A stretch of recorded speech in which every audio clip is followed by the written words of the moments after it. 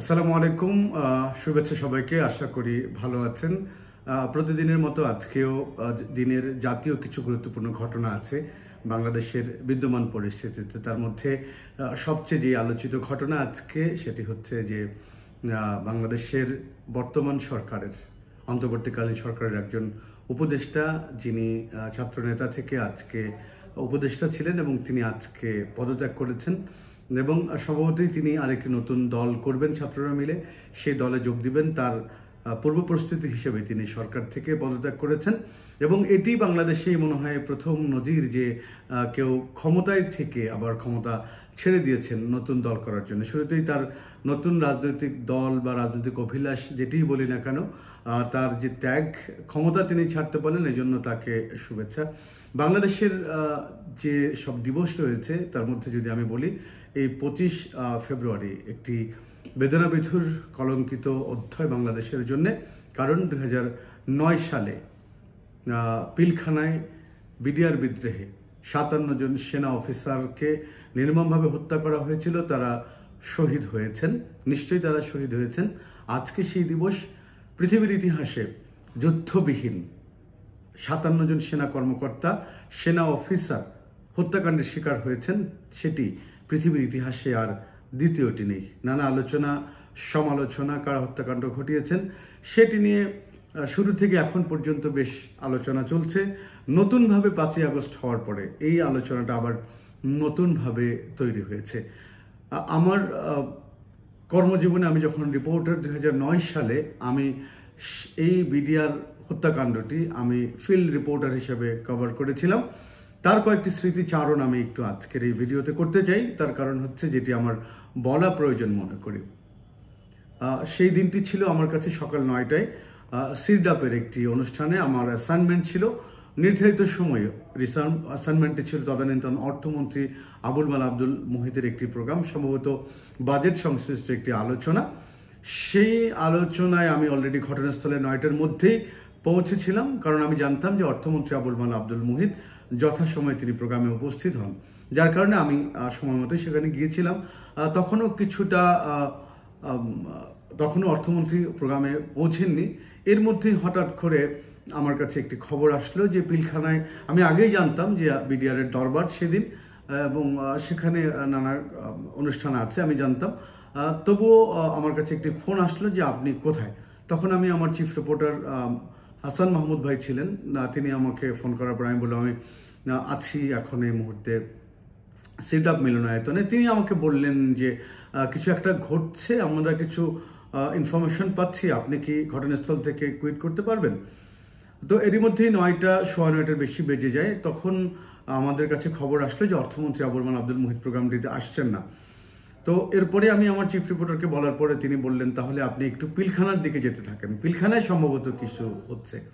এরপরে আমি এবং আমার ক্যামেরাম্যান চলে গেলাম। আমাকে বলা হলো যে আপনি বিডিআরের 5 নম্বর গেটের দিকে মুভ করতে থাকেন এবং আমরা প্রায় 10টার কাছাকাছি সময়ে বা তার কিছু পরে হতে পারে, এক্সাক্ট টাইমটা আমার মনে নেই, আমরা দেখলাম যে পিলখানায় বেশ গোলাগুলির আওয়াজ, শব্দ শুনলাম। তারপরে বুঝতে পারছিলাম যে ভিতরে কিছু একটা হচ্ছে।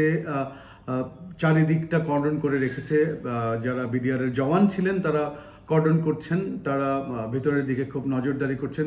মুহুর্মুহুর আওয়াজ আমরা শুনতে পাচ্ছি।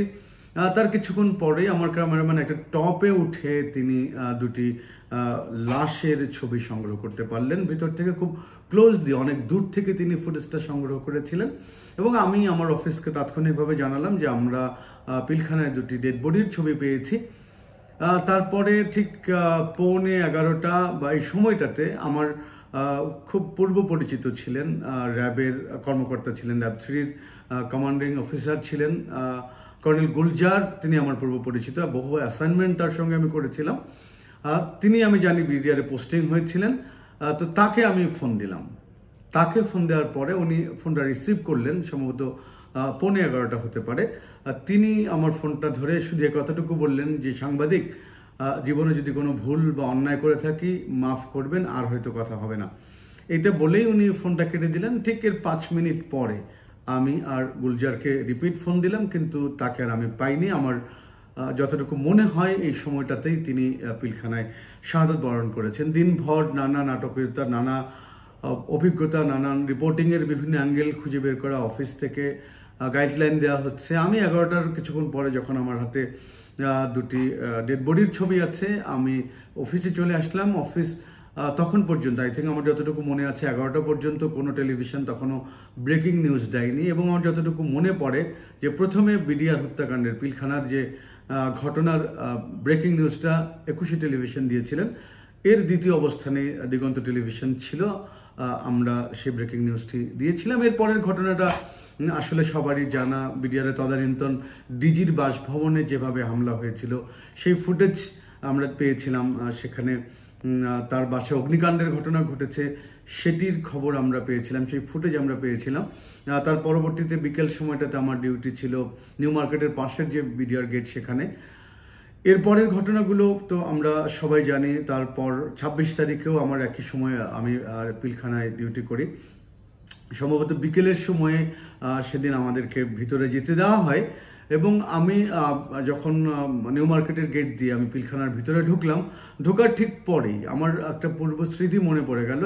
গ্রামে আমাদের বড়ই গাছ ছিল, সকালবেলা বড়ই গাছের নিচে যেরকম বড়ই ছিটিয়ে ছিটিয়ে পড়ে থাকতে দেখতাম, ঠিক পিলখানার গাছের নিচে আমি ওইভাবে গ্রেনেড দেখতে পেয়েছি। বড়ইয়ের মতো ছড়িয়ে ছিটিয়ে পেরেছে শত শত গ্রেনেড আমরা সেখানে দেখতে পেরেছিলাম। এই বিডিআর হত্যাকাণ্ড সংঘটিত হওয়ার পর থেকে তদানীন্তন প্রধানমন্ত্রী শেখ হাসিনার যে বিতর্কিত কর্মকাণ্ড, তদানীন্তন সেনাপ্রধান তিনি অপারেশন চালাতে চেয়েছিলেন, সেই অপারেশনটি করতে দেওয়া হয়নি।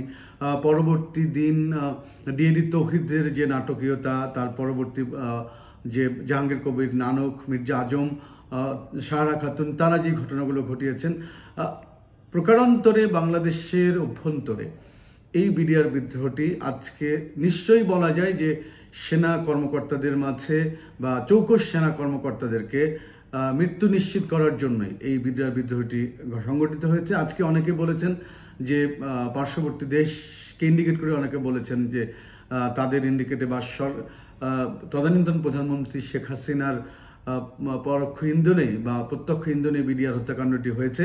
তা না হলে সেনাবাহিনী আগেই এইটি দমন করতে পারতেন, এতগুলো সেনা কর্মকর্তার একসঙ্গে মৃত্যুবরণ করা প্রয়োজন হতো না। এর পরবর্তীতে তার পরের দিন অর্থাৎ 26, 27 তারিখ, 28 তারিখ, এই সময়গুলোতে তার পরবর্তীতে হত্যা, উদ্ধার, তারপরে বিডিআর জওয়ানদের গ্রেপ্তার, বিডিআর জওয়ানদের পালিয়ে যাওয়া, এসব মিলিয়ে একটা বিভীষিকাময় পরিস্থিতি বাংলাদেশ পার করেছে। যাদেরকে ধরে আনা হয়েছিল বিডিআর সদস্যদের, সেখানে ধানমন্ডির একটি মাঠে তাদেরকে রাখা হয়েছিল। সব মিলিয়ে একটা বিচার প্রক্রিয়া আমরা দেখেছিলাম। কিন্তু আজকে নতুন করে আবার তদন্তের দাবি উঠেছে যে আসলে সেদিন কেন সেনাদেরকে মুভ করতে দেওয়া হয়নি, কেন এতগুলো সেনা কর্মকর্তাদেরকে বিনা যুদ্ধে তাদের মৃত্যুর মুখে ঠেলে দেওয়া হয়েছে। আমরা সেসব সেনা কর্মকর্তার পরিবারের প্রতি শ্রদ্ধা জানাই, সহমর্মিতা জানাই।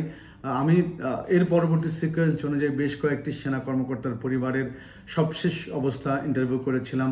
পরের বছর অর্থাৎ 10, 11 বা 12 এই সময়টাতে আমি এই সব পরিবার নিয়ে কাজ করেছি।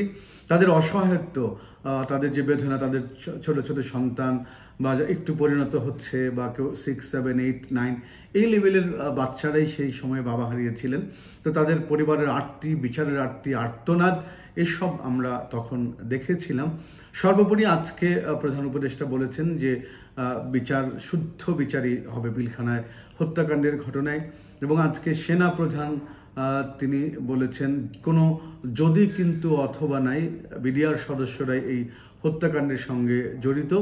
সব মিলিয়ে আজকের দিনটি অন্যরকম ছিল, কারণ ধারাবাহিকভাবে আওয়ামী লীগ ক্ষমতায় থাকার কারণে বিগত 9 সাল পরবর্তী সময়টাতে বিডিআর বিদ্রোহর যে হত্যাকাণ্ড সেটি নিয়ে নানান আলোচনা বা পোস্টমর্টম যেটি আমরা বলি সেটি হতে পারেনি। এই বছরই আমরা দেখলাম ব্যাপকভাবে সেটি হয়েছে। নানান রাজনৈতিক দল নানানভাবে কর্মসূচি পালন করেছেন। সেনাপ্রধান আজকে প্রাক্তন অফিসারদের যে সংগঠন রাওয়ায় একটি প্রোগ্রাম তিনি করেছেন। সব মিলিয়ে আমি বলবো বিনা যুদ্ধে কেবলমাত্র বাংলাদেশেই 57 জন সেনা কর্মকর্তা হত্যাকাণ্ডের শিকার হয়েছেন, আল্লাহ তাআলা তাদের শহীদ হিসেবে কবুল করুন এবং এই ঘটনার সঙ্গে যারা জড়িত আছেন তাদের চিহ্নিত করে আইনের আওতায় আনুন, যাতে করে পরিবারের সদস্যরা অন্তত শান্তি খুঁজে পান যে তাদের বাবার, তাদের সন্তানের অথবা তাদের হাজব্যান্ড যিনি স্বামী হারিয়েছেন তারা যেন বিচারটি পায়। সেই প্রত্যাশা রেখে সবাইকে ধন্যবাদ জানিয়ে শেষ করছি। ভালো থাকবেন।